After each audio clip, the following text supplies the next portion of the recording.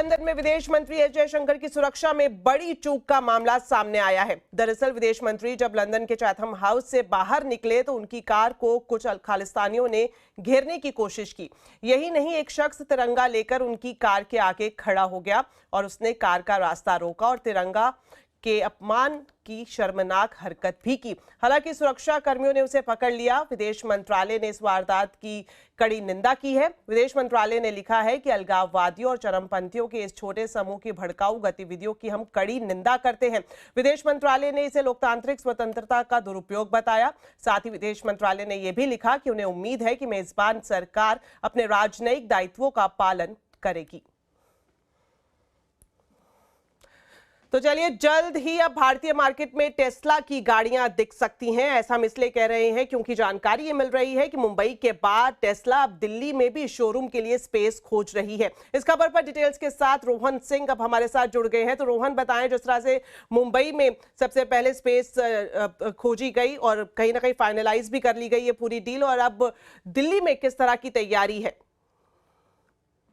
जी बिल्कुल, टेस्ला दिल्ली की भी तैयारी कर रही है और भारत में जो टेस्ला का दूसरा शोरूम होगा वो दिल्ली के एरो सिटी में हो सकता है। वर्ल्ड मार्क मॉल वो जगह है जहां पे टेस्ला अपना शोरूम शुरू कर सकती है। काफ़ी समय से टेस्ला ऐसे स्पॉट को खोज रही थी जिसकी प्रॉक्सिमिटी हो दिल्ली एयरपोर्ट के सामने, और उन्होंने जो अब तक फाइनलाइज किया है वो वर्ल्ड मार्क मॉल फाइनलाइज किया है। इसमें हम आपको बता दें कि ये जो प्रॉपर्टी है यहाँ पर ऑफिस स्पेसेस भी हैं, रिटेल स्पेसेस भी हैं, और मोस्ट लाइकली जो प्रोबेबल स्पेस होने जा रही है वो है वर्ल्ड मार्क 3। लगभग 4000 स्क्वायर फीट को लेकर बातचीत चल रही है। इसमें हम आपको बता दें कि ब्रुकफील्ड प्रॉपर्टी इस पूरे प्रॉपर्टी को मैनेज करती है, वर्ल्ड मार्क को मैनेज करती है। उनके कुछ लोगों से हमने बातचीत करने की कोशिश की, जो उन्होंने ये तो कंफर्म किया कि बातचीत काफ़ी एडवांस स्टेज पर है, काफ़ी समय से बातचीत चल रही है, लेकिन टर्म्स क्या होंगे, क्या डिटेल्स होंगी, कब तक रिलीज होगी, ये सारी डिटेल्स उन्होंने अब तक नहीं दी है, खासतौर पर इसलिए भी क्योंकि एक नॉन डिस्क्लोजर एग्रीमेंट होता है। लेकिन हम ये मान सकते हैं कि ये सब कुछ काफ़ी जल्दी होगा, क्योंकि टेस्ला ने ऑलरेडी दिल्ली एनसीआर के लिए भी 13 पोजीशंस निकाली हैं, अलग अलग जो जॉब साइट्स है वहां पर। तो ये सब कुछ काफ़ी जल्दी हो सकता है, और ये कंफर्म है कि दिल्ली एरो सिटी के पास ही टेस्ला अपना दूसरा शोरूम शुरू करने जा रही है। शुक्रिया रोहन इस पूरी जानकारी के लिए। चलिए, बुलेटिन में अब बात करते हैं शेयर बाजार की। निफ्टी वीकली एक्सपायरी के दिन शेयर बाजार में बुल्स का जोश हाई दिखाई दिया।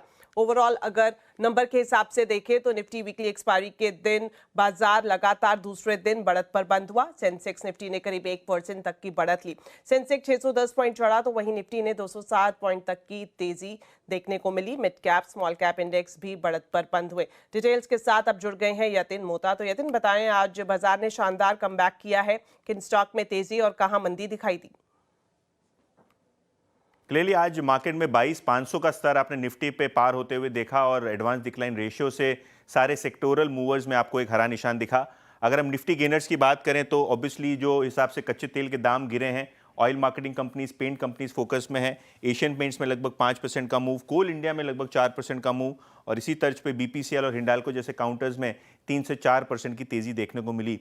लूजिंग साइड पे लूजर्स कम थे, लेकिन टेक महिंद्रा, बीएल, ट्रेंट और ब्रिटानिया जैसे स्टॉक्स में छोटी मोटी सेलिंग आपको देखने को मिली। आधा से पौने % तक का यहाँ नुकसान हुआ। लेकिन अगर हम देखें mid cap end of the market काफ़ी एक्टिव था। अगर हम जेएसडब्ल्यू इंफ्रा की बात करें, एमआरपीएल की बात करें तो 6 से 7% का इंट्राडे मूव आया, और अगर हम हिंदुस्तान जिंक और एचपीसीएल जैसे काउंटर्स की बात करें तो यहाँ शानदार तेजी देखने को मिली। मिड कैप लूजर्स की बात करें तो थोड़ी बहुत एनबीएफसी कंपनीज और आईटी कंपनीज आपको दिखेंगी।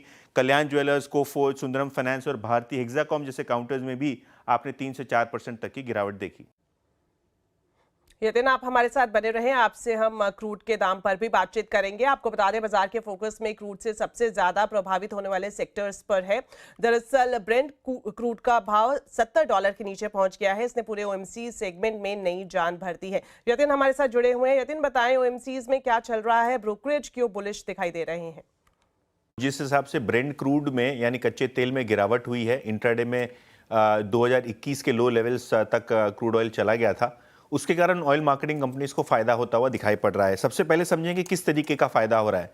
सिटी के एस्टिमेट के हिसाब से जो करंट दाम है कच्चे तेल का, उसके हिसाब से पेट्रोल पे लगभग 6.5 रुपये प्रति लीटर और डीजल पे करीब 7 रुपये प्रति लीटर के हिसाब से मार्जिन आपको बनता हुआ नजर पड़ रहा है।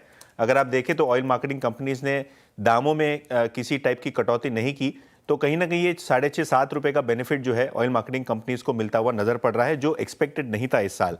इनफैक्ट अगर आप डैम कैपिटल की बात करें तो इनको लगता है कि जो मार्केटिंग मार्जिन हैं वो शानदार तरीके से ऑयल मार्केटिंग कंपनीज के लिए बढ़ते हुए नजर पड़ सकते हैं।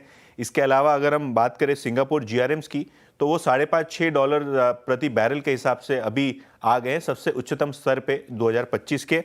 उनकी जो अपसाइड है उनके हिसाब से वो 50% तक हो सकती है। आईओसी का उनका बाय टारगेट 175, बीपीसीएल पे वो बाय रेटिंग रखे हैं 390 के करीब का टारगेट, और 455 के टारगेट के साथ ये एचपीसीएल पे भी खरीदारी की सलाह दे रहे हैं। और अगर हम एमके की बात करें तो ये ब्रोकरेज फर्म को लगता है कि जो एलपीजी की सब्सिडीज का इशू था वो कहीं ना कहीं क्रूड की गिरावट के बाद आपको एड्रेस होती हुई नजर पड़ रही हैं। वैल्यूएशन के लिहाज से उनको oil marketing companies specially HPCL, BPCL जैसे काउंटर्स बहुत पसंद आ रहे हैं। शुक्रिया यतिन इन दोनों खबरों पर हमारे साथ जुड़ने के लिए।